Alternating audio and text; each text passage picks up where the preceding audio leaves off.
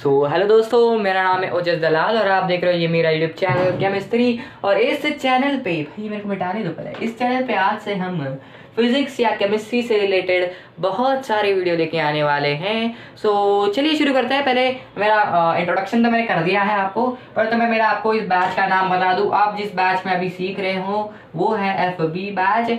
शायद से को हम FB बैच में सीखते हैं ओजस दलाल के पास। ठीक है, शुरू करते हैं हमारे इस वीडियो को। आज हम सीखने जा रहे हैं रेडियो एक्टिविटी। रेडियो एक्टिविटी होता क्या है, बेसिक से आज हम सीखने वाले रेडियो एक्टिविटी है क्या। तो प्लीज वीडियो को स्किप मत कीजिएगा।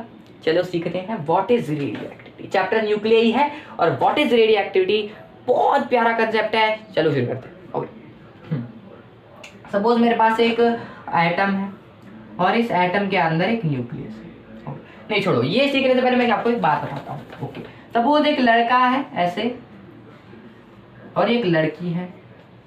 हाँ, ये लड़का है लड़की है। अभी लड़का लड़की के बीच में बहुत झगड़े, क्या वो एक दूसरे के साथ रहेंगे? नहीं रहेंगे, एक दूसरे को छोड़ के दूर चले जाएंगे। लड़का इधर आ जाएगा, लड़की इधर आ जाएगी, दोनों भी दूर भाग जाएंगे। बराबर है, डिस्टेंस, लॉन्ग डिस्टेंस रिलेशनशिप नहीं होगा। चलो और एक एग्जाम्पल देख लेता हूँ इसका ही, और एग्जाम्पल देख लेता हूँ। सपोज ये एक मैग्नेट है। इस मैग्नेट का ये साउथ है, ये नॉर्थ है। ये एक मैग्नेट है, इसका ये नॉर्थ है, इसका ये साउथ है। ये साउथ नॉर्थ, नॉर्थ साउथ, ऐसे दो हैं। ये नॉर्थ नॉर्थ क्या है, एक दूसरे को रिपेल करेंगे? जी हाँ, जरूर करेंगे। क्या है, नॉर्थ नॉर्थ एक दूसरे को रिपेल करेंगे? जी हाँ सर जी, जरूर करेंगे। नॉर्थ नॉर्थ तो है भाई, सेम बोला है, रिपेल तो जरूर करेंगे भाई। तू कहेंगे एक दूसरे को तू मेरे जैसा ही है, चल हट उधर जा, नहीं कहेंगे? कहेंगे भी, जरूर कहेंगे। वैसे ही सेम, सपोज ये एक एटम है, एटम के अंदर न्यूक्लियस है और न्यूक्लियस को अगर मैं जूम करके देखूं तो न्यूक्लियस के अंदर क्या होता है, प्रोटॉन। क्या ये प्रोटॉन एक दूसरे को कहेंगे भाई तू मेरे जैसा ही है? क्या ये प्रोटॉन इसको कहेगा भाई तू तो मेरे जैसा ही है, चल हट? कहेंगे कि नहीं कहेंगे? पॉजिटिव चार्ज दूसरे पॉजिटिव चार्ज को जरूर कहेगा भाई चल हट, तू तो मेरे जैसा ही दिख रहा है, मैं इधर को नहीं कहूंगा, हट इधर से, फुट। नहीं कहेगा? जरूर कहेगा, क्योंकि ये पॉजिटिव है, ये पॉजिटिव। फिर ऐसे कहता क्यों नहीं है, फिर इनको तो मूव क्यों है? अब देखो, सपोज ये एक एटम था, इसके पास इतने सारे प्रोटॉन थे। सपोज इसके पास 15 प्रोटॉन थे, मतलब एटॉमिक नंबर 15 था उसका। उसके पास 15 प्रोटॉन थे। तो उसके अंदर जो 15 प्रोटॉन थे, वो प्रोटॉन अगर वो प्रोटॉन एक दूसरे को रिपेल करने लगेंगे तो एटम अनस्टेबल हो जाएगा कि नहीं हो जाएगा? हो जाएगा सर। अगर घर में रोज झगड़े होते रहेंगे तो क्या घर का माहौल अनस्टेबल हो जाएगा? जरूर हो जाएगा। वैसे ही अगर इस न्यूक्लियस के अंदर प्रोटॉन एक दूसरे को रिपेल करने लगेंगे तब क्या ये एटम अनस्टेबल हो जाएगा? जरूर हो जाएगा। फिर होता क्यों नहीं है सर? इतने आजू बाजू में इतने सारे तो एटम है, उनके अंदर इतने सारे तो प्रोटॉन है, फिर वो एक दूसरे के साथ रिपेल करके वो एटम को अनस्टेबल क्यों नहीं बनाते? और उसके पीछे का रीजन है न्यूक्लियर फोर्सेस। सर ये न्यूक्लियर फोर्सेस क्या है? मेरा गला बहुत खराब है तो भाई थोड़ा सा ये रखो उसके बारे में। ओके, न्यूक्लियर फोर्सेस क्या होता है? न्यूक्लियर फोर्सेस एक ऐसी प्रकार की फोर्सेस होती है जो इसके अंदर के जो प्रोटॉन होते हैं इनको रिपेल करने नहीं देती है, एकदम जकड़ के रखती है उनको। और उसी की वजह से कोई भी एटम अगर आप देखोगे वो स्टेबल होता है।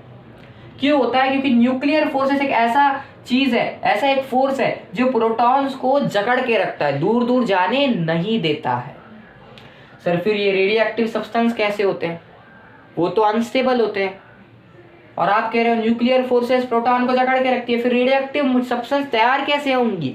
ऐसे देखिए, अभी मैंने कैसे बताया आपको, प्रोटॉन रिपेल करते हैं एक दूसरे को, फिर ये रिपल्शन को रोकने वाली एक फोर्स होती है, that is called as nuclear force, nuclear F. फिर इस न्यूक्लियर फोर्स का लफड़ा क्या होता है कि अगर किसी भी न्यूक्लियस में 83 से ज्यादा प्रोटॉन हो जाए तब ये जो न्यूक्लियर फोर्स होती है ना वो नहीं काम आती है। अगर एक ही फैमिली में 50-60 लोग हो गए तो क्या उस फैमिली के बुजुर्ग लोग उस 50-60 लोगों को संभाल पाएंगे? नहीं संभाल पाएंगे। क्या उस फैमिली के करता धरता इन 50-60 लोगों को संभाल पाएंगे? नहीं संभाल पाएंगे सर, नहीं संभाल पाएंगे। इतने सारे लोग कैसे संभालेंगे? वैसे ही अगर किसी भी न्यूक्लियस में 83 से ज्यादा प्रोटॉन हो जाएंगे तब क्या वो न्यूक्लियर स्टेबल रहेगा? नहीं रहेगा। क्या तब क्या न्यूक्लियर फोर्स काम आएगी? नहीं आएगी। तब न्यूक्लियर फोर्स कहेगी भाई 83 से ऊपर प्रोटॉन हो गए हैं, अभी मैं इनको जकड़ के नहीं रख सकती हूँ, अभी मैं इनको रिपेल करने से नहीं रोक सकती हूँ, जाओ जी लो अपनी जिंदगी। और जब 83 से ज़्यादा प्रोटॉन हो जाते हैं तब प्रोटॉन एक दूसरे को रिपेल करने लगते हैं due to the deficiency of nuclear forces, और फिर जो एटम होता है वो बन जाता है रेडियो एक्टिव। फिर जो एटम होता है वो बन जाता है रेडियो एक्टिव। कोई भी एटम रेडियो एक्टिव कब बनता है? जब उसके नंबर ऑफ प्रोटॉन 83 से ऊपर जाते हैं, और जब नंबर ऑफ प्रोटॉन 83 से ऊपर जाते हैं तब न्यूक्लियर फोर्स काम करनी बंद कर देती है और फिर प्रोटॉन एक दूसरे को रिपेल कर देते हैं। समझ में आ रहा है इतना सबको? ओके भाई, फील देता हूँ, मैं फील दे रहा हूँ। नहीं समझ में आया सर? जल्दी से कह दो नहीं आया, ठीक है, मैं अज्यूम कर रहा हूँ नहीं आया। ओके चलो, आपको मैं एक बहुत बढ़िया सा एग्जांपल देता हूँ। सपोज एक इंसान है, इसके 6 बच्चे हैं। क्या इन बच्चों को ये किधर भी छोड़ देगा? भाई जाओ घूमो फिरो नाचो कुछ भी करो? नहीं, इनको संभाल के रखेगा एकदम। घर में संभाल के रखेगा, भाई खाओ, खाना खाओ, सो जाओ बेटा, पढ़ाई करो, ऐसे नहीं कहेगा, जरूर कहेगा। इन 6 बच्चों को ये जो पिता है कि संभालेगा, जरूर संभालेगा, बराबर है। वैसे ही ये जो हमारा न्यूक्लियस है इसके अंदर बहुत सारे प्रोटॉन है, क्या इन प्रोटॉन को कोई संभालने वाला है? जरूर है, और वो है न्यूक्लियर फोर्स। पर अगर समझ लो इस इंसान को अगर 70 लोगों को संभालना है, क्या वो संभाल पाएगा? नहीं संभाल पाएगा सर, अकेला इंसान है, 70 लोगों को कैसे संभालेगा? वैसे ही अगर इस न्यूक्लियस के अंदर समझ लो इस न्यूक्लियस के अंदर मैंने 90 प्रोटॉन डाल दिए, क्या न्यूक्लियर फोर्स संभाल पाएगा? नहीं संभाल पाएगा सर, हो जाएगा रेडियो एक्टिव, हो जाएगा अनस्टेबल। एटम अनस्टेबल कब होता है? जब उसके नंबर ऑफ प्रोटॉन 83 से ऊपर चले जाते हैं, तब कोई भी एटम अनस्टेबल होता है, और उसी अनस्टेबलनेस को कहते हैं रेडियो एक्टिविटी। समझ में आ रहा है इतना? और एग्जाम्पल दे। ओके भाई, मैं इसके आपको जितने एग्जाम्पल देने उतने दे सकता हूँ। सपोज एक फैमिली है, फैमिली में 15-20 बच्चे हैं, नहीं फैमिली में सपोज 15-20 बच्चे और रोज झगड़ा करते और माँ बाप उसको संभाल भी नहीं पा रहे, माँ बाप जो है वो घर के माँ बाप संभाल भी नहीं पा रहे उन बच्चों को। फिर क्या वो घर अनस्टेबल होगा? जरूर होगा सर। रोज झगड़े हो रहे हैं किसी भी घर में तो वो घर तो अनस्टेबल ही होगा ना, जरूर। वैसे ही अगर किसी भी न्यूक्लियस में प्रोटॉन नंबर 83 से ऊपर चले जाएगा, वैसे ही कोई भी जो एटम रहेगा वो रेडियो एक्टिव हो जाएगा। कब होगा? जब उसके नंबर ऑफ प्रोटॉन 83 से ऊपर। अभी इधर से मैं और एग्जाम्पल तो बहुत देना चाहता हूँ, पर मैंने आई थिंक इनफ एग्जाम्पल दे दिए आपको। लड़का लड़की के सबके मैंने आपको एग्जाम्पल दिए हैं। सो यही होता है हमारा रेडियो एक्टिव फेनोमेनन। सो आपको ये डेफिनेशन लिख लेनी है। Whenever the number of protons in a nucleus are more than or 83, then the atom or then the substance is called as radioactive.